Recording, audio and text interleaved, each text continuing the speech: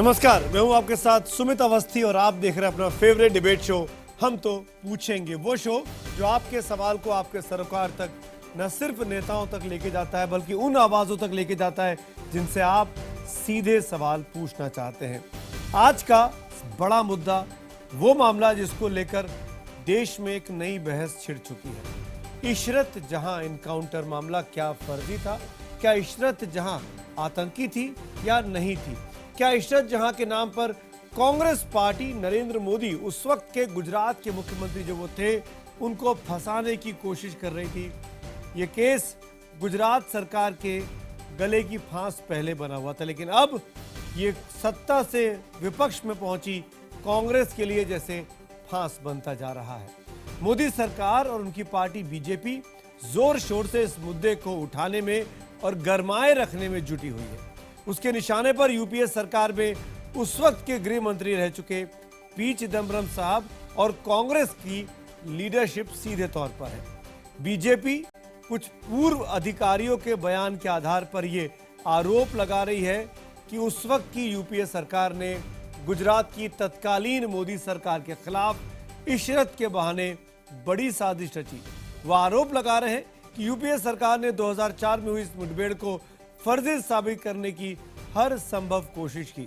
साथ ही यह भी साबित करने की कोशिश की कि इशरत लश्कर की आतंकी नहीं थी। सियासत के इस खेल में हर रोज नए खुलासे हो रहे हैं। आज संसद में कॉलिंग अटेंशन आया, जहां पर सत्तारूढ़ पार्टी ने जमकर कांग्रेस पर हमला बोला और यह साबित करने की कोशिश की गृह मंत्री खुद राजनाथ सिंह ने कि नरेंद्र मोदी को फंसाने के लिए उस वक्त के गृह मंत्री और गृह मंत्रालय ने जानबूझकर ये पूरा खेल रचा था फर्जी एनकाउंटर का। क्या है उस पर हम करेंगे एक बड़ी बहस। तमाम बड़े नेता मेरे साथ होंगे, लेकिन पहले आज का ये डेवलपमेंट। हम तो पूछेंगे में अगले 1 घंटे बड़ी बहस, इशरत केस, मोदी को फंसाने की कोशिश। अध्यक्ष महोदय, लगता है कि तत्कालीन गुजरात सरकार को बदनाम करने के लिए और उस समय के वहां के मुख्यमंत्री को बदनाम करने के लिए, उन्हें फंसाने के लिए एक और अपने अन्य जो लोग वहां थे उनको फंसाने के लिए एक प्रकार की यह गहरी साजिश थी। और मैं यह भी स्पष्ट करना चाहूंगा कि इशरत जहां का आतंकवादी होना केवल मात्र हेडली के बयान पर ही निर्भर नहीं है। यूपीए सरकार ने अपने पहले के एफिडेविट में जो कहा था उसी का रीअफर्मेशन हेडली ने किया है। अध्यक्ष महोदय, एक बहुत बड़े नेता, कांग्रेस के बहुत बड़े नेता, उन्होंने मुझे फोन करवाया और फोन ये करवाया, मेरा नाम सत्यपाल है, मैं सत्य बोलता हूं, झूठ नहीं बोलता हूं। मुझे फोन करवाया और फोन ये करवाया कि कहा कि आपको जो है स्पेशली सिलेक्ट, गृह मंत्री ने स्पेशली सिलेक्ट किया है, एक बहुत बड़ा मिशन है और मिशन ये है आपको किसी न किसी प्रकार से इसको जो है झूठा साबित करना है और ऊपर जो है गुजरात के मुख्यमंत्री तक पहुंचना है। अगर वो फाइल चाहिए कि जहां पर वो नोटिंग है कि कहां से वो किस मंत्री ने वो लिखवाया था, एफिडेविट चेंज किसने करवाया, तो आज वो फाइल भी गायब है मैडम, वो फाइल भी गायब है। इशरत जहां फर्जी मुठभेड़ कांड एक बार फिर सियासत का सबब बना है। मामले से जुड़े अधिकारी एक के बाद एक सामने आ रहे हैं और वो जो भी तथ्य रख रहे हैं उसका इशारा सिर्फ ये है कि इशरत मुठभेड़ को फर्जी बताने का उन पर यूपीए सरकार से काफी दबाव था। केंद्र इसके लिए सीधे सीधे तत्कालीन गृह मंत्री पी चिदम्बरम को जिम्मेदार ठहरा रही है। संसद में भी कांग्रेस पर जमकर हमले हुए तो कांग्रेस आरोप लगा रही है कि गृह मंत्री राजनाथ सिंह देश को भरमा रहे हैं। मुझे इस बात का आश्चर्य है कि इस देश का गृह मंत्री इतना बड़ा झूठ बोलेगा। लोकसभा में कांग्रेस के सदस्यों ने बीजेपी और सरकार के वार पर जवाब देने का मौका नहीं दिए जाने पर भी हो हल्ला मचाया। लेकिन संसद में ही गृह मंत्री राजनाथ सिंह ने ये खुलासा किया कि सरकार मंत्रालय स्तर पर ये जांच कर रही है कि आखिर किन परिस्थितियों में यूपीए सरकार ने इस मामले में कोर्ट में दाखिल एफिडेविट बदला। साथ ही इस बात की जांच की जा रही है कि उससे जुड़े कुछ दस्तावेज कहां गायब हो गए। गृह मंत्री ने खुलासा किया कि उस समय के गृह सचिव का तत्कालीन अटॉर्नी जनरल को लिखा गया पत्र भी गायब है। इस तमाम सियासत के बीच हम तो पूछेंगे क्या इशरत केस में कांग्रेस लीडरशिप जानबूझकर नरेंद्र मोदी को फंसाना चाहती थी? संसद के भीतर दो तस्वीरें, मैं आपको सवाल बताता हूं आज का, उसके पहले दो तस्वीरों का जिक्र करना जरूरी है। एक तस्वीर आज से करीब 10 साल पहले की, जब बिल्कुल विपरीत तस्वीर थी, जब यह साबित करने की कोशिश की गई कि इशरत जहां आतंकी नहीं थी, और वो पूरी तरीके से गुजरात सरकार का, गुजरात की पुलिस का एक मिशन था नरेंद्र मोदी को हीरो बनाकर प्रोजेक्ट करने का। कट टू 10 साल बाद अब तस्वीर उसी संसद में बिल्कुल पलट गई है। यही सरकार है, सरकार वही है, पार्टियां बदल गई हैं, गृह मंत्री बदल गए हैं। अब वो ये कह रहे हैं कि इस बार नरेंद्र मोदी को फंसाने की कोशिश में उस वक्त का गृह मंत्रालय पूरी साजिश रच रहा था इस इशरत जहां के मामले में। इसीलिए हमने आज का पहले सवाल ये रखा ताकि मैं आपके एसएमएस के नतीजे जान सकूं कि क्या इशरत केस में कांग्रेस लीडरशिप जानबूझकर नरेंद्र मोदी को फंसाना चाहती थी, जैसा कि राजनाथ सिंह ने आज कहा। अगर आपको लगता है हाँ, तो HTP स्पेस देकर Y लिखिए, और नहीं के लिए HTP स्पेस देकर N लिखिए, और अपनी राय मुझे 51818 पर SMS करें। #HTP और #इशरत पर सियासत के जरिए ट्वीट कर और फेसबुक पेज पर जाकर भी IBN खबर के आप अपनी राय हमको भेज सकते हैं। मेहमानों का परिचय मैं आपसे कराता हूं। अब भारतीय जनता पार्टी के प्रवक्ता अनिल बलूनी मेरे साथ हैं, कांग्रेस के युवा नेता और पार्टी के प्रवक्ता जयवीर शेरगिल साहब मेरे साथ हैं, एनसीपी के वरिष्ठ नेता नवाब मलिक साहब मुंबई से मेरे साथ जुड़ रहे हैं, गुजरात पुलिस के पूर्व additional ADGP RB Shri Kumar साहब मेरे साथ यहाँ स्टूडियो में हैं, और रॉ के पूर्व अधिकारी RSN सिंह साहब हमारे साथ अपने घर से दिल्ली से जुड़े हुए हैं, और साथ में संघ विचारक प्रोफेसर अवनिजेश अवस्थी कोलकाता स्टूडियो से मेरे साथ इस वक्त लाइव हैं। डिबेट की सीधे शुरुआत करता हूं बीजेपी वर्सेस कांग्रेस, क्योंकि पूरा तब लब्बो लुबाब इस इशरत जहां मामले का ये निकल रहा है कि आप दोनों पार्टियां जमकर एक मौत पर सियासत कर रहे हैं। जयवीर, पहले आप, अनिल बलूनी आप जवाब दीजिएगा, मैं बजर राउंड नहीं रख रहा हूं, सीधे direct face to face. Jaiveer Shergill, Congress ने फंसाने की कोशिश की, कांग्रेस ने जानबूझकर नरेंद्र मोदी को बदनाम करने की कोशिश की, गृह मंत्री ने संसद में खड़े होकर इस बात को कहा है। सुमित जी, 3-4 बातें कहूंगा।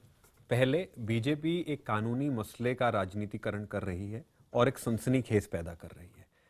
इसके 2-3 स्पष्ट कारण हैं। सबसे पहले, बीजेपी का एक ही लक्ष्य है कि कोर्ट के निर्णय से पहले आरोपियों को किस तरह जनता की नजरों में बेगुनाह साबित कर दिया जाए।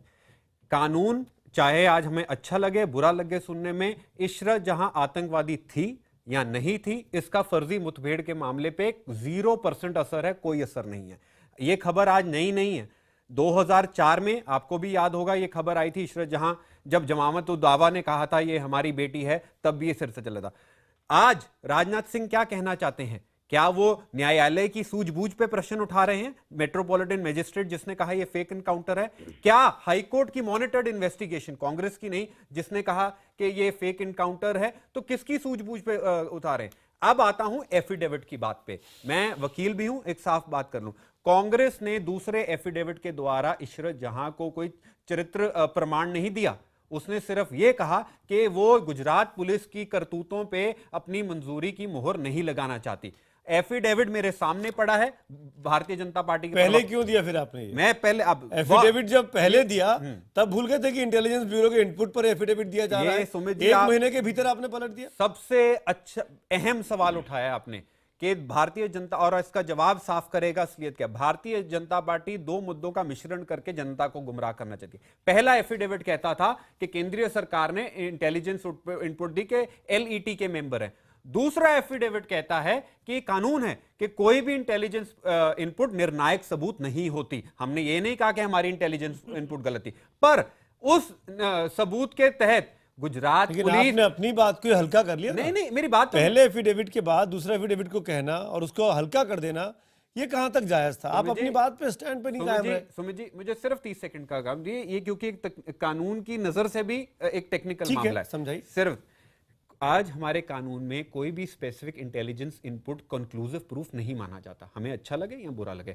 उस स्पेसिफिक इंटेलिजेंस इनपुट के तहत अगर यह भी तय हो जाता इशरत जहां आतंकवादी थी, फिर भी उसको फर्जी मुठभेड़ में नहीं मारा जा सकता। कानून में फर्जी मुठभेड़ का मतलब है कोई भी आरोपी जो आपकी हिरासत में हो उसको मार दिया जाए या निहत्था हो तो मार दिया जाए। जब हाईकोर्ट ने, मेरे पास दस्तावेज है, हाईकोर्ट ने मामला एसआईटी को सौंपा तो उन्होंने ये नहीं कहा ये पता करो इशरत जहां आतंकवादी थी कि नहीं और उसका मारना सही था। उन्होंने कहा ये देखो कि उसको फर्जी मुठभेड़ में मारा गया है कि नहीं। अगर, आखिरी बात कहूंगा, अगर ये टेस्ट आज हमारे कानून का ये है कोई भी आतंकवादी को हम फर्जी मुठभेड़ में मार सकते हैं तो जेलें खोलिए, हर आरोपी को बाहर निकालिए जिसपे आतंकवादी का टैग है उसको मार दीजिए गोली।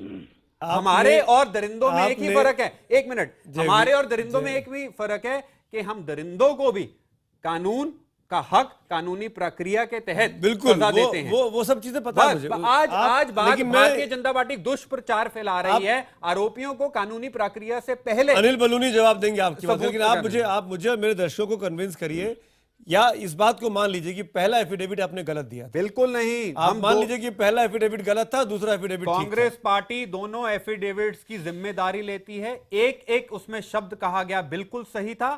पहला एफिडेविट कहता है कि इंटेलिजेंस इनपुट थी, दूसरा कहता है इंटेलिजेंस इनपुट किसी को फर्जी मुठभेड़ में मारने का लाइसेंस नहीं है और कोर्ट अगर उस मामले में जांच करना चाहती है। पहले एफिडेविट में इशरत जहां आतंकी थी, दूसरे एफिडेविट में इशरत जहां आतंकी नहीं थी। नहीं, गलत सुमित जी, आप बहुत रिस्पॉन्सिबल जर्नलिस्ट हैं, आप बहुत, मैं आपकी बहुत इज्जत करता हूं जयवीर जी, मैं आपकी बहुत इज्जत करता हूं। उसमें साफ साफ लिखा है The central government was not concerned with the merits of the action taken by the Gujarat police and anything stated in the earlier affidavit was not intended to support or justify the action of the state police।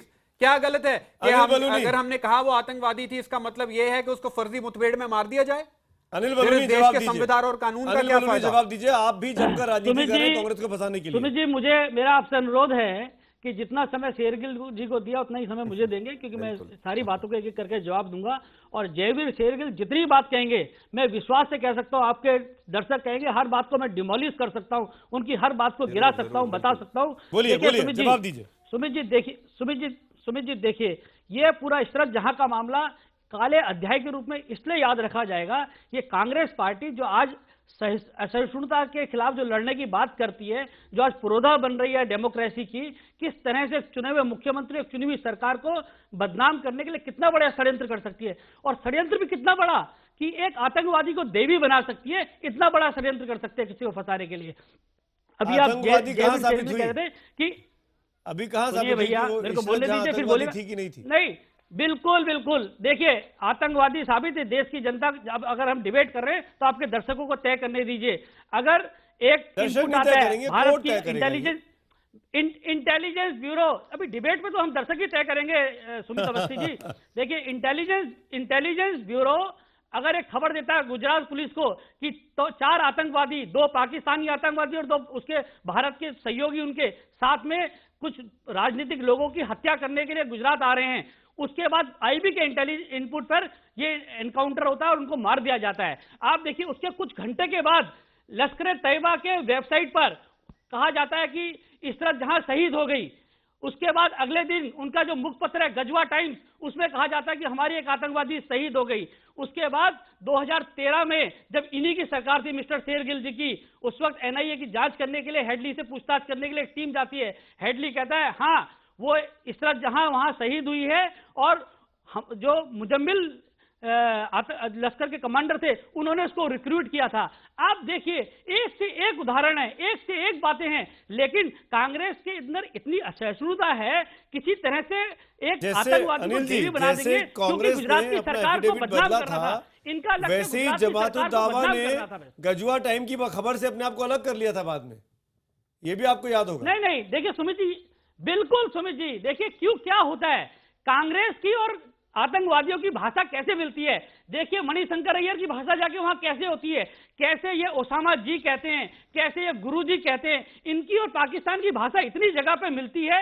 आप देखिएगा, जब मोदी जी पाकिस्तान गए तो 2 ही लोगों ने विरोध किया, आपको पता है, कांग्रेस पार्टी ने, दूसरा किसने किया पाकिस्तान में आपको भी पता है। इनकी भाषा और आतंकवादियों की भाषा इतनी मिलती है कहीं कहीं पर, पता नहीं लगता कि आतंकवादी कह रही है कि आपने सवाल खड़े किए, आप जयवीर से जवाब ले लेते हैं और फिर हम डिबेट को ओपन करते हैं। आरएसएन सिंह को कुछ बोलना है।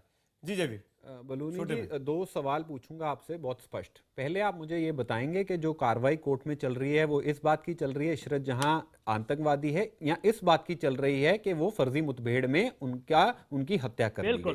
पहला सवाल मेरा ये। दूसरा, सरकार आपकी है, क्या मौजूदा सरकार एफिडेविट फाइल करेगी कि हाँ निर्णायक सबूत था, वो आतंकवादी है, जो भी गुजरात पुलिस ने किया बिल्कुल ठीक किया, बिना किसी कानूनी ड्यू प्रोसेस ऑफ लॉ के बगैर उनकी हत्या कर दी? तीसरा, राजनाथ सिंह जी ने आज संसद में कहा, राजनाथ सिंह जी ने आज संसद में कहा कि कांग्रेस पार्टी आतंकवाद को धर्म का रंग देती है। आपको तारीख याद होगी, हर चैनल को होगी, 2 जनवरी 2015, जिला याद करवा देता हूं, नर्मदा, उसमें जगह थी केवड़िया, जिसमें गुजरात पुलिस एक मॉक ड्रिल कर रही थी जिसमें मुसलमानों को आतंकवादी दिखाया गया और उस मॉक ड्रिल में बुलवाया कि आप बोलिए अल्लाह या इस्लाम बोलिए और हम आपको गोली मारेंगे। तो राजनाथ सिंह जी को वो हादसा भी याद रखना चाहिए था। अनिल बलूनी। सुमित जी देखिए, आज बिल्कुल मैं जवाब दूंगा। मैंने कहा ना, कांग्रेस के प्रवक्ता और पूरी कांग्रेस पार्टी जितने सवाल करना चाहे हम जवाब देने के लिए तैयार हैं, लेकिन दुर्भाग्य यह है कि जयवीर शेरगिल साहब आज आपको जवाब देना पूरे देश के सामने। एफिडेविट फाइल करेंगे कि नहीं, इसका जवाब दीजिए। सुनिए, अरे सुनिए, पहले मेरी बात सुनिए। आज आपको जवाब देना पूरे देश के आगे, आपकी काली करतूतें निकल रही हैं। आज आपने कहा एनकाउंटर की बात, अरे एनकाउंटर जब आपने पहले ही उसको देशभक्त मान लिया था तो एनकाउंटर कैसे सच्चा होता? एक आतंकवादी को जब आपने देशभक्त बना दिया तो फिर एनकाउंटर की बात कहां से आती है? अरे आपने एक आतंकवादी जब असले के साथ अधिकारियों को लेके दो पाकिस्तानी आतंकवादियों के साथ घूम रहा है, भारतीय जनता पार्टी के सच्चे प्रवक्ता हैं, भाषण दे दिया पर मेरी बात का जवाब नहीं दिया। अब सच्चे प्रवक्ता भारतीय जनता पार्टी के, आज हम पूरी जांच कर तो खोलिए जेल बलूनी साहब, खोलिए जेलों को, जितने आतंकवादी बैठे हैं इंडिया गेट के आसपास खड़ा कीजिए और गोली मार दीजिए बिना कानूनी कार्रवाई के।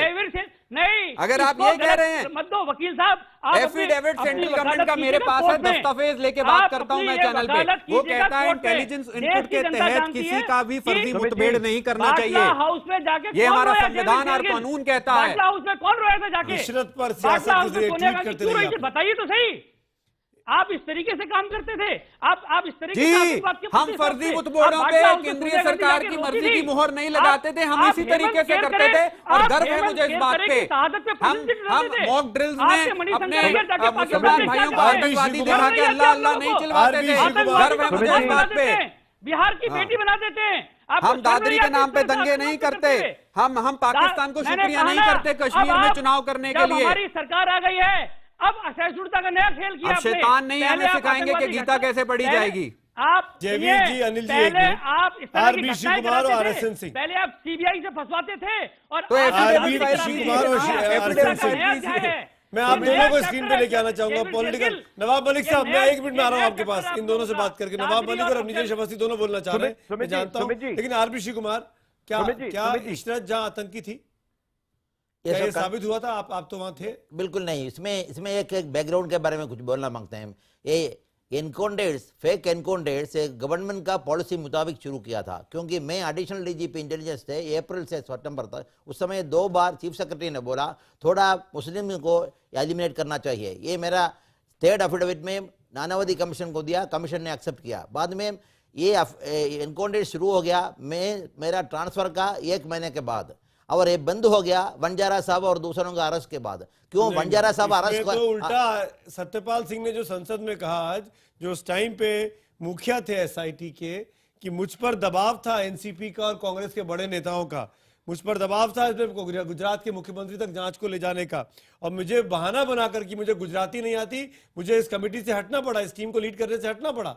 उल्टी बात आप कर रहे हैं, वो आपके बिल्कुल ये बिल्कुल गलत है, ये गलत है, क्योंकि ऐसे अभी मिस्टर पिल्ले और मिस्टर मणि वगैरह उनको प्रोसिक्यूट करना चाहिए। अभी देखिए, मैं भी हजारों एफिडेविट दिया होगा, ये मैं 7 एसपी थे, एसपी का समय से, तो अभी मैं वो मैं बोलते हैं उसमें प्रेशर में था, प्रेशर में एफिडेविट देने वाला 193 सेक्शन में लायबल है। मिस्टर संजीव भट्ट के उसको प्रोसिक्यूट किया है, उसका अरेस्ट करके नॉन बेलेबल अरेस्ट में जेल में किया है, क्योंकि उन्होंने एक एफिडेविट दिया, उसमें उसका सपोर्टर ने बोला मेरे ऊपर दबान किया, इसलिए एफिडेविट। तो ये मोदी सरकार क्यों नहीं करते हैं? ये क्यों राजनाथ सिंह इसलिए? आरएसएन सिंह, आपको लगता है कि जो बात श्री कुमार कह रहे हैं, जो बात मणि साहब कह रहे थे, या जीके पिल्लई कह रहे थे, या अरुण कुमार जैन कह रहे थे, या राजेंद्र कुमार कह रहे हैं, ये अधिकारी गलत बोल रहे हैं या श्री कुमार साहब गलत बोल रहे हैं?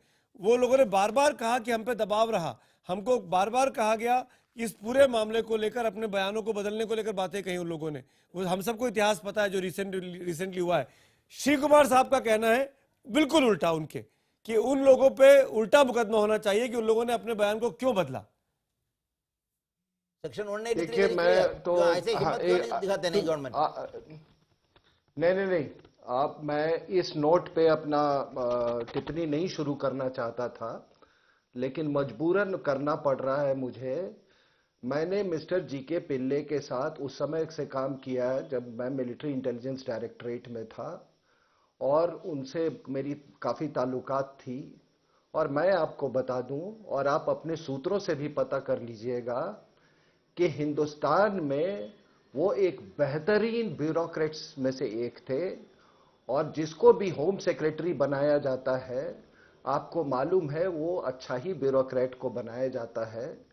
और जहां तक ये पुलिस ऑफिसर जो बात कर रहे हैं, अगर दोनों के इंटेग्रिटी में अगर मैं तराजू पर वो करूं, तो एक जीरो इंटेग्रिटी का है और पिल्ले साहब 10 इंटेग्रिटी के हैं।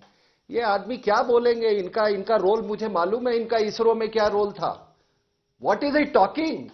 And I am shocked. Is he a police officer? उनको प्रोसिक्यूट मैं अभी आपको मैं बताता हूं क्यों नहीं प्रोसिक्यूट करते हैं। आप सुनो, आप पूरा हिंदुस्तान आपका रोल जानता है कि आप इसरो के केस में आपने क्या किया था। तो और आप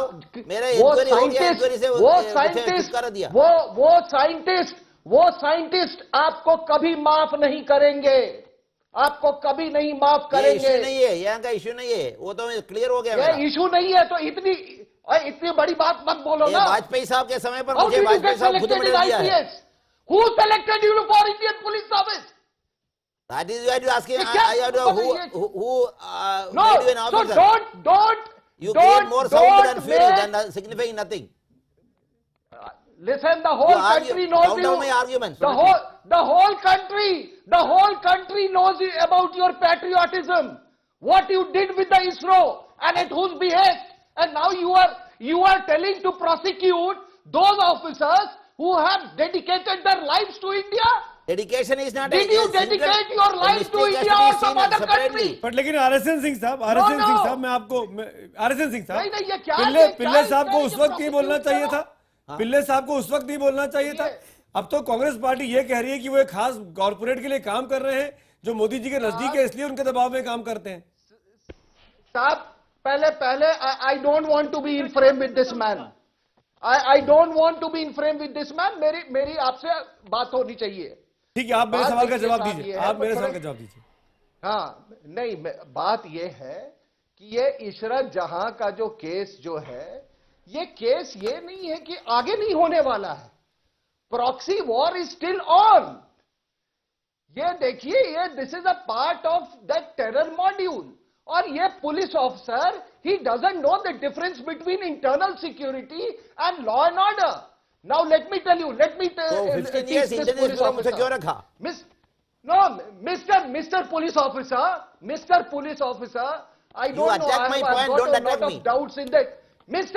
Mr. Police Officer, listen to me. Mr. Police Officer, listen to me. अगर कोई जिहादी है, कोई फिदाइन है, कोई सुइसाइड बॉम्बर है, तो उसको आप कैसे न्यूट्रलाइज करेंगे mister police officer? Legal method से, एनकाउंटर से नहीं, लीगल मेथड से। He or she. These are not legal methods. Listen. Two judicial inquiries, two judicial verdicts are there. These are not legal. Mr. Police Officer, do you know the difference between law and order and proxy war? I am an LLM, don't teach me law. Assassin. Oh, you don't know नवाब मलिक साहब बोलना चाह रहे हैं। RSN Singh, आपने मेरे सवाल का RSN Singh साहब, मैं आता हूं आपके पास। सुनो, नहीं, आप मेरे सवाल का जवाब दीजिए। आप मेरे सवाल का जवाब दीजिए, या फिर कि जीके पिल्ले ने उस टाइम पे क्यों नहीं बोला, आरवीएस मणि ने उस टाइम पे क्यों नहीं बोला? क्यों? जीके पिल्ले, वही तो आज एफिडेविट की खोज हो रही है, उसके ड्राफ्ट की। आपको कैसे मालूम है कि उन्होंने नहीं बोला?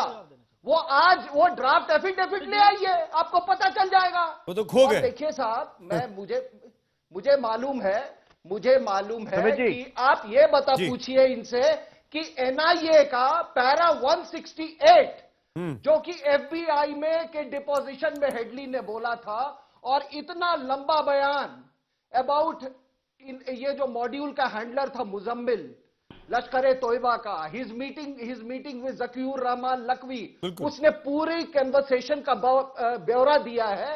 Why was that para 168 of NIA report deleted? My second point, do you know that the entire episode was reconstructed 3 times? आप कह रहे हैं कि वो एम्स का जो शरीफ आदमी बेचारा है वो डोगरा साहब वो गलत बोल रहा है, सेंटर फॉरेंसिक लेबोरेटरी वाला वो गलत बोल रहा है, जो मेजॉरिटी ऑफ एसआईटी मेंबर्स हैं वो गलत बोल रहे हैं, डेविड हेडी चलो मान लिया वो गलत बोल रहा है, उसके बाद जो एनएसए है वो गलत बोल रहा है, जो आईबी का हेड है मिस्टर नवाब मलिक जवाब दीजिए, वो गलत बोल रहा है। और आपके फेवर में कौन है? सुमित जी, आपके फेवर में कौन था? सुमित जी, बहुत देर से मैं भी बोलने की कोशिश कर रहा हूं। CBI and this third rate chaps like Shri Kumar. Nawab Malik उसके बाद विजय अवस्थी जवाब सुमित जी, बहुत देर से बोलने की कोशिश कर रहा हूं मैं। विजय जी मैं आता हूं आपके पास, 1 मिनट। सिंह साहब की बात का जवाब है नवाब मलिक आपके साथ, आपके पास। ऐसा है, पहले अवस्थी साहब ये समझ लो, अधिकारी और व्यापारी समाज का 2 ऐसा वर्ग है जिसकी सत्ता रहेगी उसके साथ खड़ा रहता है, और इन वर्गों को लेकर ये अधिकारियों की बातों पे पूरी चर्चा चल रही है।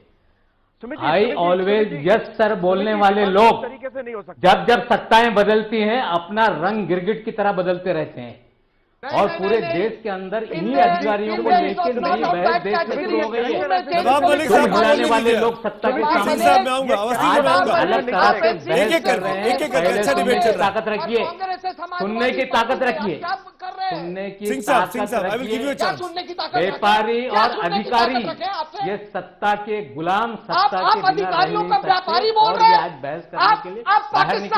आप सुनिए, सुनने की ताकत रखिए, सुनने की ताकत रखिए, सुनने की ताकत रखिए, सुनने की ताकत रखिए मिस्टर, सुनने की ताकत रखिए। सिंह साहब सुनने की ताकत रखिए ना, आप सुनो ना, आपकी बात को नकारा है क्या? सिंह साहब सुनिए, चिल्लाने से धूप तक नहीं हो जाता। सुनिए ना, सुनिए ना आप, I will give you a chance. I will give you a chance. जल्दी मिर्च क्यों लग रही है? सुनने की ताकत रखिए ना, सुनने की ताकत रखिए, सुनने की ताकत है तो सुनने की ताकत रखिए।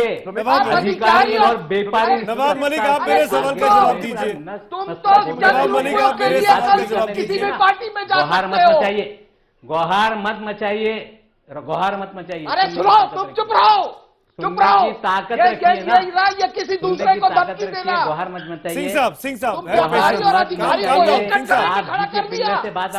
आपको मौका दूंगा। पिल्ले से बात आपने शुरू की, वहां से शुरू होने दीजिए।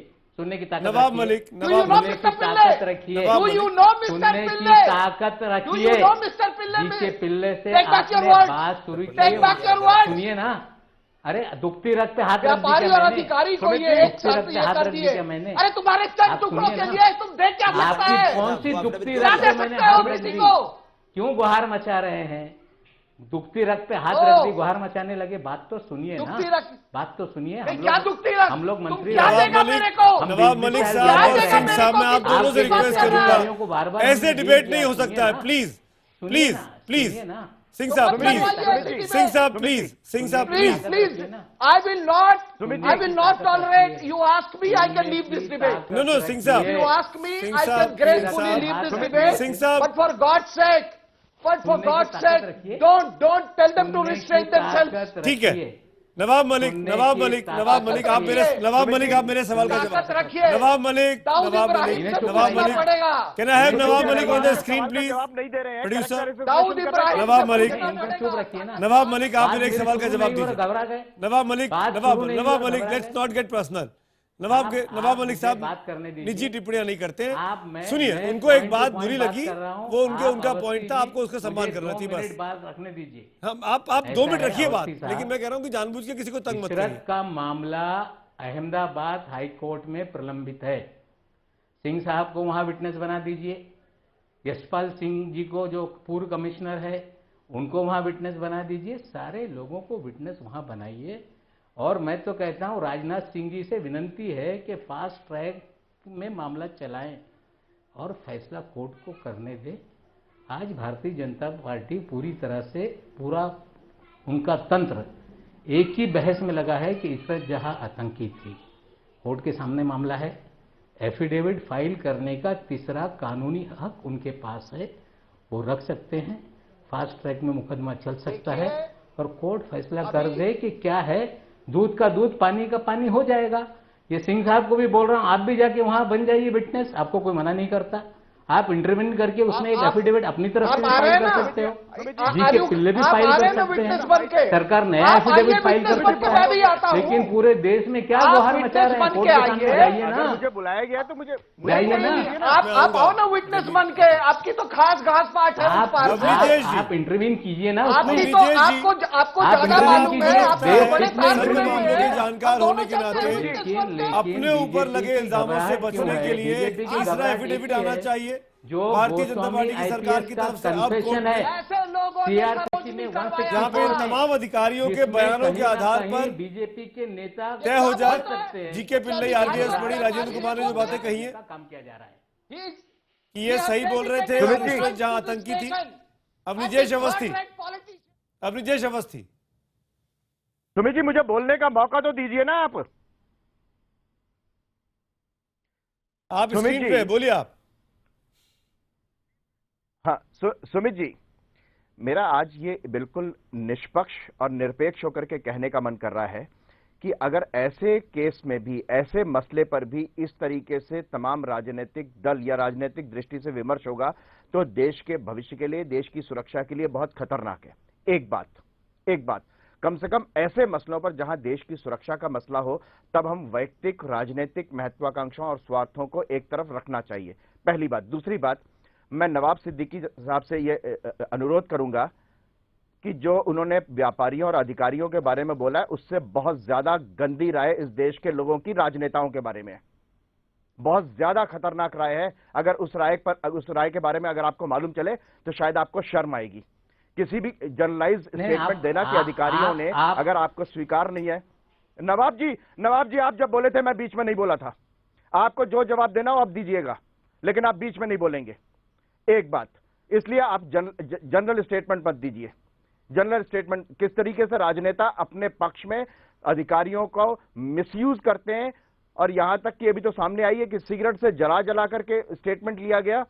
दूसरी बात, तीसरी बात, नवाब मलिक साहब ने कहा कि दूध का दूध पानी का पानी हो जाएगा, कोर्ट का फैसला दीजिए। ये तमाम वे लोग हैं जो अफजल गुरु की फांसी को जुडिशियल किलिंग कहते हैं। आज अफजल, सुप्रीम कोर्ट याकूब मेनन के लिए रात को 2 बजे सुप्रीम कोर्ट खुलता है और उसके बावजूद उसकी फांसी पर राय अलग अलग हो जाती है। तीसरी बात, मलिक आपकी बात का जवाब देना चाह रहे हैं कि शेरगिल साहब वकील, मैं एक छोटा सा सवाल और कर दूं जयवीर शेरगिल साहब से, उसके बाद दोनों से जवाब ले लीजिएगा। शेरगिल साहब आप एडवोकेट भी हैं, वकील भी हैं, आपने कई आंकड़े भी पेश किए।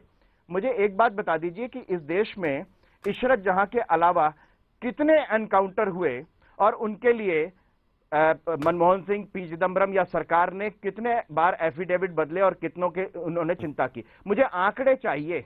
आज आप देश के सामने वो आंकड़े बताना कि वो उन 10 सालों में महाराष्ट्र में, आंध्र प्रदेश में और बाकी राज्यों में कितने एनकाउंटर हुए, जिनको शेरगिल साहब आंकड़ों के साथ कितने एनकाउंटर हुए, और पूरी सरकार ने 10 साल तक सिर्फ एक एनकाउंटर पर बात की। आखिरी बात कह रहा हूं कि इस पूरे मसले को बहुत गंभीरता से लेना चाहिए, सिर्फ सरकार ही नहीं। मुझे लगता है कि इशरत जहां के साथ कुछ और लोग, तीस्ता सीतलवाड़ और संजीव भट्ट जैसे भी लोग मिले हुए थे। कौन सी अंतरराष्ट्रीय साजिश थी जिसमें कौन सी, क्या ये संयोग है कि एक तरफ लश्कर तोयबा का मुखपत्र जो है अपना बयान बदलता है और यहां पर हिंदुस्तान की सरकार अपना एफिडेविट बदलती है? ये क्या मात्र संयोग था? नवाब मलिक भी जवाब देंगे, जो भी लोग जवाब देना चाहें पहले जयवीर।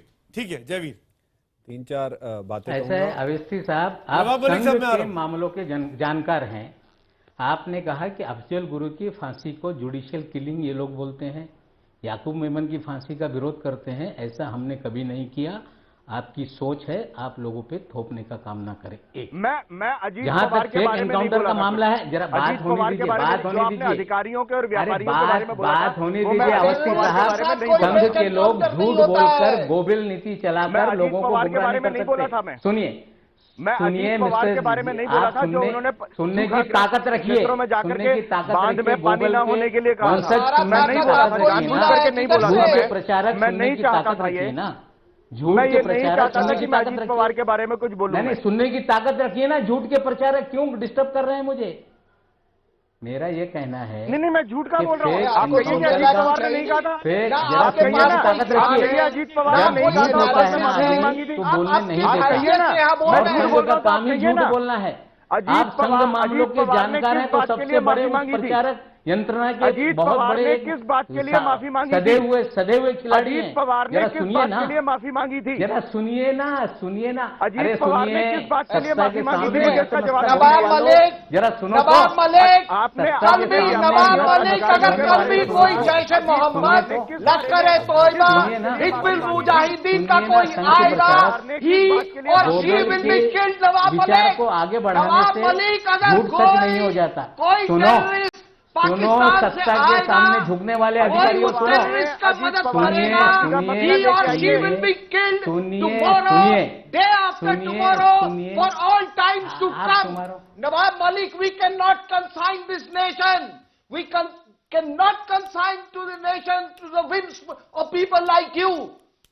नवाब मलिक हर देशद्रोही जो पाकिस्तान से आता है या हमला करने will be killed. I have my right to say. Don't shout. After shouting, you cannot prove the false thing is a true. You cannot say that this is true by shouting. Every false thing cannot be a true. Let God decide. Don't become a judge. If you want to judge anything, become a judge of any court. If you want to say something, go to the Gujarat High Court. File your own affidavit. Don't propagate in favor of Bharatiya Janata Party. This kind of officers are always there. Who is always what is your take on Dawood Ibrahim, Nawab Malik? With the government, Nawab Malik, what is your take on Dawood Ibrahim? Ex-officer, always you are telling when there तुम तो व्यापारी और अधिकारी हमको एक साथ बोल दिया। Party only. You are such a nauseating person.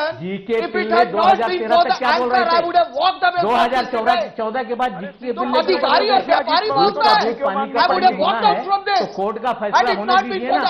क्यों आप लोगों को भ्रमित करने का काम कर रहे हैं? नहीं नवाब मलिक, ये आप कैसे कह रहे हैं आप लोग कि आरएसएस सिंह भ्रमित करने का काम कर रहे हैं?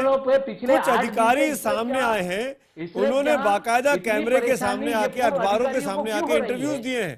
ये पूर्व अधिकारी हैं, जिम्मेदार पोजीशन पे थे मलिक साहब, और इन सब ने गंभीर आरोप लगाए हैं कि इन पर दबाव बनाया गया उस वक्त की सरकार के द्वारा, जयवीर शेरगिल साहब की सरकार के द्वारा, जिसमें आपके नेता शरद पवार भी हुआ करते थे। क्यों नहीं बोला? यशपाल सिंह पहले क्यों नहीं बोले? अरे अजीत जब सत्ता बदलती है तो लोग भाषा ये बड़ा अच्छा, बार this is a very good argument, very good argument कि पहले क्यों नहीं बोला। अरे आपको मालूम नहीं है, आप अपने नेता के खिलाफ बोल सकते हो। अभी कल दूसरी पार्टी में जब तुमको भगाया जाएगा तो तुम सारी बातें उगलना शुरू कर दोगे कि ये भी खराब था, वो भी खराब था, मुंबई को मंत्री बनना है। तो इस तरह की चमचागिरी करने का काम वो पूर्व कमिश्नर साहब कर रहे हैं। उन्हें लग रहा है कि तो मुझे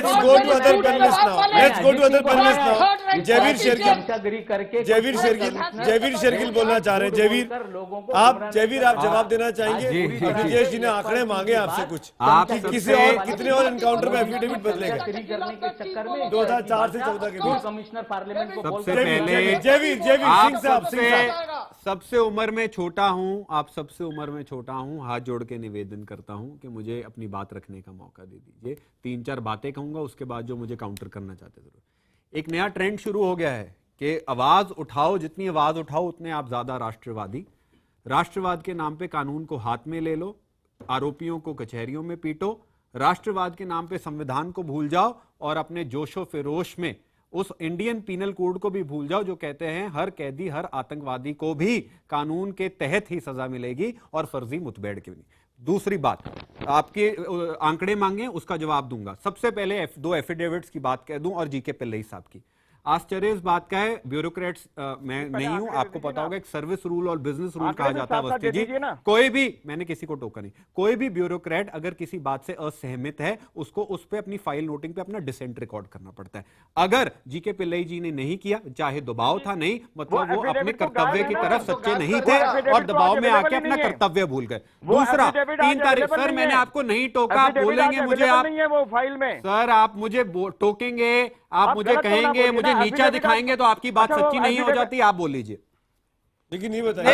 एक मिनट, 2 तरीके दूंगा, 3 तारीखें दूंगा और आपकी फाइल का भी जवाब दूंगा। फाइल कहाँ गायब है? हाँ, उसका भी जवाब। फाइल मिल ही नहीं रही है। अच्छा, ये बात तो सिंह साहब कह रहे हैं। 2011 में पिल्लई साहब का बयान आता है कि इशरत जहां आतंकवादी थी या नहीं थी और फर्जी मुठभेड़ 2 अलग मसले हैं। 2013 आ जाता है, जवाब आता है कि कोई निर्णायक सबूत नहीं है कि वो आतंकवादी थी, वो भी आपने बदल दिया। 6.5 साल बाद क्या जीके पिल्लई साहब सरकार को उनको अदानी में नौकरी लगाने का अपना कर्ज अदा कर रहे हैं? सबसे पहले अब आ जाइए मनी जी की बात। अब एक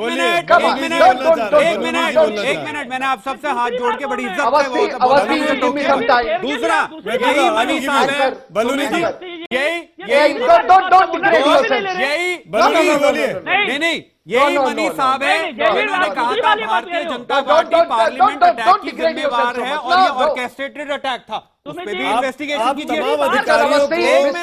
आप तमाम अधिकारियों को पेंट कर रहे हैं कि वो सब भारतीय जनता पार्टी से जुड़े हुए हैं, लेकिन फिर आपने अधिकारियों को क्यों रखे रहा अपने साथ? जीके पिल्लई, अनिल बलूनी जवाब दीजिए। एक मिनट केवी मनी जी ने कहा था, बलूनी साहब सुन लीजिए, केवी मनी जी ने कहा था parliament attack Bharatiya Janata party का ऑर्केस्ट्रेटेड अटैक था और हफीज सईद का हाथ नहीं था, उस पे भी जानकारी करवा लीजिए। बलूनी जी जवाब दीजिए, बलूनी का जवाब काउंटर्स पे। सर आपको 10,000, एक क्या 10,000 सुप्रीम कोर्ट की जजमेंट्स भेजूंगा जिसमें सरकारों ने, देश भर के राज्यों ने एफिडेविट दिए हैं कि आतंकवादी होना और फर्जी मुठभेड़ 2 अलग बातें हैं। कल आप मुझे ईमेल एड्रेस दे दीजिए, आपको मिल जाएगा। तो आंकड़ों की बात मुझसे नहीं कीजिए, scconline.com बोलिए। आपने खुद ने कितने एफिडेविट बदले वो पूछा था? हमने एफिडेविट बदला ही नहीं ना, हमने इशरत जहां को कोई चरित्र प्रमाण दिया, हमने सिर्फ इतना कहा गुजरात पुलिस की करतूतों पे हम अपनी सहमति की मोहर नहीं लगाते। ठीक है, आपने अपनी बात की। अनिल बलूनी जवाब दीजिए। शेरगिल साहब अभी तो फैसला हुआ नहीं, वही तो मैं कह रहा हूँ और आपने फैसला दे दिया। सर आपकी याददाश्त याद दिला दूं, एसपी तमंग ने फैसला दे दिया था। आपकी याददाश्त आपको याद दिला दूं, एसपी तमंग ने मेट्रोपॉलिटन अहमदाबाद मजिस्ट्रेट कोर्ट में फैसला दे दिया है। सीबीआई ने चार्जशीट कर दी, एसआईटी हाईकोर्ट। क्या आप सब लोग हाईकोर्ट की सूझबूझ पे प्रश्न उठा रहे हैं? अनिल बलूनी जवाब देते हैं। अनिल बलूनी जवाब दीजिए। अनिल बलूनी, ऐसा है जयवीर आप कोर्ट की बातों को नहीं मानते? काले को सफेद नहीं, काले को सफेद और सफेद को काला करना ये जानते हैं। जयवीर शेरगिल इस मामले को जानते हैं। देखिए, तमाम जो मजिस्ट्रेट की ये रिपोर्ट की बात कर रहे हैं, मैं अपने दर्शकों को बताना चाहता हूं, जब इनकी सरकार थी और ये गलत गलत तथ्य पेश कर रहे थे, जो इन्होंने गलत गलत कागजात पेश किए, उसी के आधार पर तो जजमेंट आएगा। अब सही कागजात आने दीजिए, देखिएगा क्या जजमेंट आएगा। सही कागजात आने दीजिए मतलब क्या आप तीसरा एफिडेविट लेके आ रहे हैं? श्री कुमार साहब बोल रहे थे। नहीं, क्या तीसरा एफिडेविट लेके आ रहे हैं? सुमित जी, 22 महीने हो गए सरकार को आए और भारतीय जनता पार्टी को आज याद आता है, ओहो कागज ही नहीं है। 22 महीने हो गए अभी सभी को है। श्री कुमार 2014 में वो कागज थे, जयवीर शेरगिल बोल रहे हैं। 2014 में वो अरे कांग्रेस शेरगिल जी के सुन पास लीजिए। राज्य में अभी आप कागज बहुत थे। शालीन बन रहे 22 थे। महीने में अभी भारतीय थोड़ी जनता देर पार्टी को पहले पहली तो बार आप याद शालीन आया बन रहे थे। ये कैसा गृह मंत्रालय है थोड़ी जिसको देर यही पहले नहीं तक पता आप फाइल में शालीन कौन बन सा रहे थे। कागज है नहीं है। ये सोनिया गांधी असलियत जी है का भारतीय फासिस्ट जनता वाद छोड़ पार्टी दीजिए अपनी भाई। विफलताओं पे अभी पर्दा थोड़ी डालने देर के पहले लिए तक आप जनता शालीन को बन गुमराह रहे कर थे। रही है। मैं किसी के बीच में नहीं बोलता हूँ, मैं किसी के बीच में नहीं बोलता हूँ। जयवीर शेरगिल अभी तो शालीन बन रहे थे आप, कहाँ गई आपकी शालीनता? रुकिए सुनिए, अभी आरबी श्री कुमार और जयवीर शेरगिल कह रहे थे कि अगर कोई आतंकवादी भी था उसको अपने समय देना चाहिए था। अरे आपकी सरकार, ऐसे नहीं केंद्र बोला, सरकार कभी का नहीं इनपुट बोला। आ रहा है कि एक फिदाइन, सुनिए आपकी सरकार कह रही है गुजरात सरकार को कि 3 फिदाइन आतंकवादी आ रहे हैं, पॉलिटिकल लोगों को मारने आ रहे हैं, उनके पास असला है, उनके पास बम है, और वहां जाके उनसे बोलते कि भाई चलिए न्यायालय चलेगा, बात करेंगे। कौन कैसी बात कर रहे हैं जयवीर ऐसे बोला शेरगिल? नहीं। जब इधर नहीं, सभी में ऐसे सुनिए, डिक्लेयर किया है। और ये आरबी ये जो श्रीश कुमार बैठे हैं, इनका इतिहास देखिए। ये शुरू से सरकार के खिलाफ अभियान चलाए हुए हैं। इनको ये कोई पुलिस अधिकारी थोड़ी है, ये शुरू से सरकार के खिलाफ राजनीति कर रहे हैं और सबसे करे पूरी गुजरात की जनता जानती है। लेकिन बलूनी जी ये क्या बात हुई? जो मंत्री जो अधिकारी आपके फेवर में बोले वो अच्छा है, जैसे जीके पिल्लई, जैसे आरवीएस मणि, जैसे राजेंद्र कुमार, और श्री कुमार ने आपके खिलाफ बात बोली तो सरकार के खिलाफ बोलते आ रहे। अरे दो अधिकारी, 2 तरह की राय है। आज से नहीं, एक कानूनी सवाल है। बलूनी जी मैं जवाब देता हूँ, आप मुझे समय दीजिए। जवाब दीजिए। नहीं सुमित जी, मैं जवाब देता हूँ। हाँ देखिए, एक तो ये है कि जिस दिन से ये गुजरात से श्री कुमार का देखिए इतिहास, ये शुरू से सरकार के खिलाफ अभियान चला है। पहली मेरा एविडेंस है 120 पीपल कन्विक्ट हो गया, 120 पीपल कन्विक्टेड। दूसरी बात, मिस्टर पिल्लई और मणि की बात कर रहे हैं। मिस्टर पिल्लई और मणि क्या करते हैं? जिस सरकार में मनमोहन सिंह को बोलने की इजाजत नहीं थी, सोनिया गांधी के राज में मनमोहन सिंह को बोलने की इजाजत नहीं थी, एक पिल्लई बोलेंगे क्या, एक मणि बोलेंगे क्या? और जहां तक एनसीपी के नेता भी कह रहे थे, बात कर रहे थे, इनकी पार्टी तो वहां चेक लेके पहुंच गई थी श्री जहां के यहाँ। इन्होंने कहां कोर्ट का इंतजार किया था? ये तो उसको शहीद का दर्जा पहले ही दे चुके थे, टाइम से पहले पहुंच गए थे चेक लेके। पूछे एनसीपी के लोग चेक लेके गए थे नहीं गए थे? नवाब मलिक जवाब दीजिएगा। और अभी ये कहां साबित हुआ स्टेज जहां आतंकी थी कि नहीं थी? नवाब मलिक जवाब दीजिए, बीजेपी का आरोप नहीं, लेकिन ये अरे ये तो चेक लेके पहुंचे थे, आतंकी नहीं थी ये भी तय नहीं हुआ था। नवाब मलिक की पार्टी पहले ही पहुंच गई थी। बलूनी जी, एक ऐसा परिवार जो खाने के लिए मोहताज है, जिसकी लड़की को मारा गया, उसको मदद हमने दिया था, हम उससे इनकार नहीं करते और हमने कभी इनकार नहीं किया। ऐसी लड़की जो दो जरा सुनिए ना, अरे सुनिए ना, जरा सुनिए, अरे सर्टिफिकेट मत बांटो, ओ आतंकवाद का सर्टिफिकेट ना बांटो। सुनो बलूनी साहब, सुनिए, बात करने दीजिए, बात करने दीजिए, बात करने दीजिए, बात करने दीजिए, बात करने दीजिए, बात करने दीजिए, बात करने दीजिए, बात करने दीजिए, अरे बात करने दीजिए ना। अरे आप सभी को आतंकवादी बना दोगे। इस देश में जितना मुसलमान है सब आतंकवादी है, और आप लोगों को तो देश का हर मुसलमान आतंकवादी लगता है। इस देश के अंदर मुसलमान गोश्त खाए तो गाय का गोश्त खाया करके मार दो, मुसलमान कुछ बोले तो बोलने ना दो। आप इस देश को जिस तरह से संघ के विचारों से, पूरी तरह से धर्म के आईने से देखोगे तो इस तरह से चलेगा नहीं। अगर हमें बात भी नहीं करने दोगे और आप पूरी तरह से अपने विचारों को थोपने का काम करोगे तो ये सरासर गलत है। मैं बात कर रहा हूँ, बात सुनने की ताकत रखो, बात सुनने की ताकत रखिए। आप आरोप लगाने का काम ना करें। अभी आप सुनो, आतंकवादी के गुरु, आतंकवादियों के गुरु, जरा सुनिए ना, आतंकवादी के गुरु सुनिए ना, आतंकवादी के गुरु सुनिए। आपका नेता जाकर वहां पर बैठ जाए नवाज शरीफ के साथ, पाकिस्तान में बिरयानी खाए, आतंकवादियों के साथ जाकर वहां पर बैठे, जो देश में आतंकवाद चलाए वो देशभक्त है, और इस देश के नागरिक अगर वो किसी और धर्म के हैं तो वो गद्दार है। इस देश के अंदर सरकार के खिलाफ कोई बोले वो आतंकवादी है। यही आपकी सोच गलत है, आप सुनते नहीं। इस देश में सुनने की ताकत रखिए। आप सुनिए आप सुनिए ना, आप दोनों सीधे बात कर रहे हैं, सीधे बात कर रहे हैं। जयवीर शेरगिल ये जवाब नहीं देते ना। बोलने में एक आतंकवादी के घर पर चेक लेके गए थे नवाब मलिक। देश की अदालत तय करेगी कि एनकाउंटर आतंकी थी कि नहीं थी, ये सुमित अवस्थी तय नहीं कर सकते। सुमित जी एक सवाल आप हमें बोलने दीजिए। सुमित जी मेरा अवनीश जी फर्जी मुठभेड़ का मामला, मैं मुठभेड़ का आपके माध्यम से एक बार फिर पूछना चाहता हूँ, प्रजापति भी एफिडेविट गायब क्यों हुए और कांग्रेस शासित राज्यों में कितने एनकाउंटर हुए जिसके लिए आपकी मनमोहन सिंह सरकार ने उसके खिलाफ इंक्वायरी की, एसआईटी बैठाई। शेरगिल साहब, वकील साहब, आप तो वकील हैं, आप जरा बताइए कांग्रेस शासित राज्यों में कितने एनकाउंटर हुए, उसके लिए आपने कितनी एसआईटी बैठाई, सिर्फ इतना ही बता दीजिए आप। से मामले इनके खिलाफ है और ये फर्जी एनकाउंटर शेरगिल साहब सरकार के बोलने पे कराया गया, ये मुकदमा चल रहा है। You made your point. Amit Shah ji परेशानी में है, शेरगिल ये भी बताइएगा। शेरगिल साहब चुप है, उनके पास कोई जवाब नहीं है। मुझे दूसरों के ऊपर बोलने की आदत नहीं है जैसे आप बोलते हैं, फर्क इतना है। बोलिए जयवीर, बोलिए जयवीर, पहली बात टाइम बोलिए ना, बोलिए। पहली बात शायद आप मुझे टाइम देंगे उत्साह, बोलने का। शायद आप अपने उत्साह और आक्रोश में ये भूल गए एसआईटी कांग्रेस सरकार ने नहीं, हाईकोर्ट ने बनाई थी। सबसे पहले आप अपना फैक्ट चेक कीजिए। दूसरी बात, अनिल बलूनी जी ने पूरी बहस में मेरे शुरू से एक बात का उत्तर नहीं दिया, क्या मौजूदा भारतीय जनता पार्टी सरकार नया एफिडेविट फाइल करेगी कि इशरत जहां को ठीक सही था, उसकी हत्या सही थी क्योंकि वो आतंकवादी थी।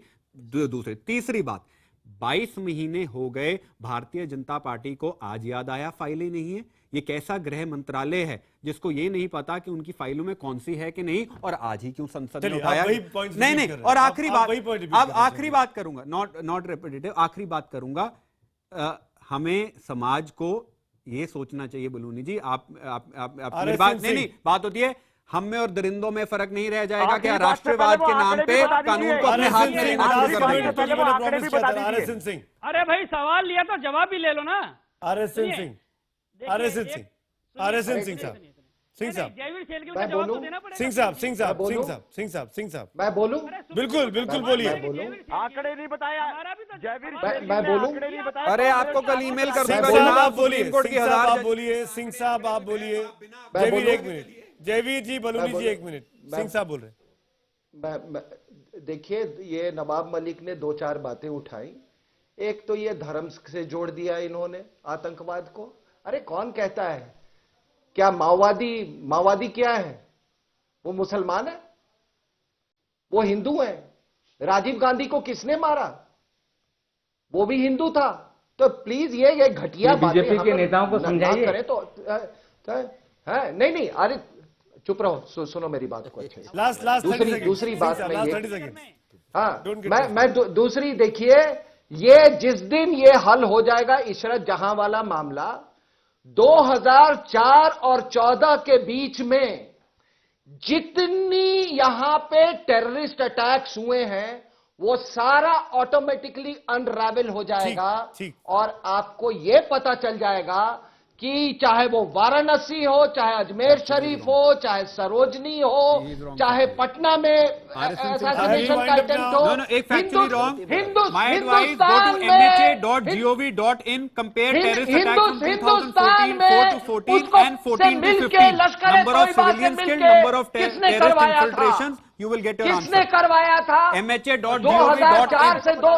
मैं माफी चाहूंगा, मेरे पास वक्त की कमी है, मेरे पास वक्त की कमी है। मैं 6 मेहमानों का शुक्रिया अदा करूंगा, एक्सट्रीमली सॉरी। लेकिन इशरत जहां केस ने इस पूरे मामले पर इस मौत ने एक तरीके से, इशरत की मौत ने देश में सियासत का एक नया चेहरा सामने रखा है, जहां पर एजेंसीज को एक दूसरे के अगेंस्ट में खड़ा किया जा रहा है। क्या होगा इसका हर्ष, ये कोर्ट को तय करना है। लेकिन हमारा आज का सवाल था कि क्या इशरत केस में कांग्रेस लीडरशिप जानबूझकर नरेंद्र मोदी को फंसाना चाहती थी? हजारों की संख्या में आपके जवाब मिले हैं। 95% हाँ में जवाब देते हैं SMS के जरिए, और 5% लोग नहीं में जवाब देते हैं। ट्विटर पर भी हमने दर्शकों से यही सवाल पूछा, 93% लोगों ने हाँ में जवाब दिया और 7% लोगों ने नहीं में जवाब दिया। यानी बहुत बड़ा दर्शक वर्ग ये मान रहा है कि राजनाथ सिंह ने जो कहा आज संसद में वो सच था। तब की कांग्रेस की सरकार, यूपीए की लीडरशिप नरेंद्र मोदी को फंसाना चाहती थी।